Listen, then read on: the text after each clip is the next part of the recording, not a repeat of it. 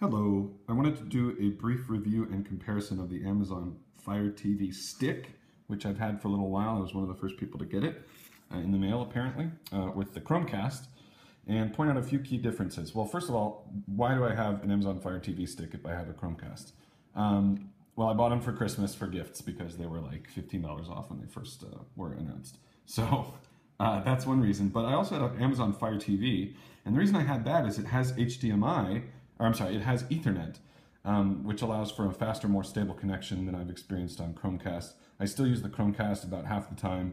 Sometimes when I'm watching Watch ESPN and I just want a stable sportscast, I do the Amazon Fire TV, but it's broken. So I actually unpacked one of the Amazon Fire TV sticks and tried it out, and I found the experience to be largely the same with a couple of key differences. But first of all, let's compare these two. So Chromecast is very simple. Obviously, you cast to it from any phone, any tablet, any computer. You can cast to the screen. It's very awesome. I love that functionality. This doesn't have the same type of thing unless you have all Amazon devices, and then you can do some of that. But one key difference is the Chromecast enables you to use a micro USB to USB and plug that into the TV, and so does the Amazon Fire TV Stick. But you get an error saying, hey, or you get a message saying, hey, you should plug this into the wall with the connected power adapter, which it comes with, which the Chromecast does not, so that it can have a stable, I guess, always on functionality and it's not connected to your TV. This I just have connected to my TV.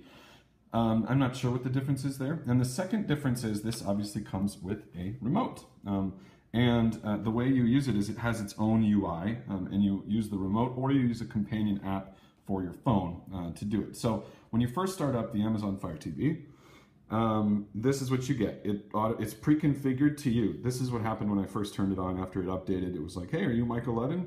Okay, and I didn't even have to sign in, which is nice. Then it has this silly video, this preview video where a guy's like, hey, this is the Amazon Fire TV Stick.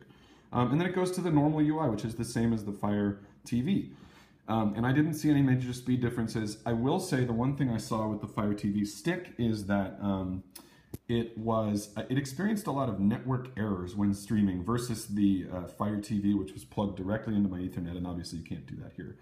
They say they have pretty fast Wi-Fi on this, but I experienced constant network errors when I was watching things like timed out, they disconnected, and I'm on the latest update too, so that is an issue compared to the Fire TV. But again, it's super cheap, and it comes with a power adapter, and it comes with a remote, and it also comes with a companion app, and the companion app I found to be fairly serviceable, not overly awesome, but better than the Google TV one. Of course, that's dilapidated now.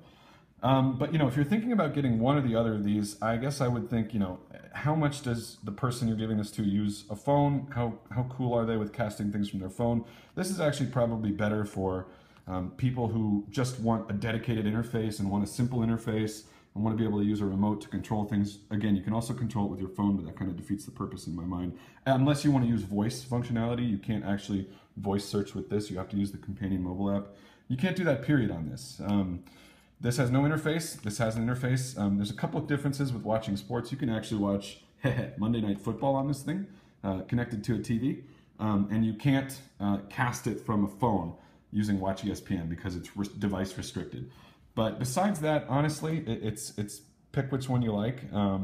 This one does have some issues with network timing out, so I think Chromecast is still the go-to device.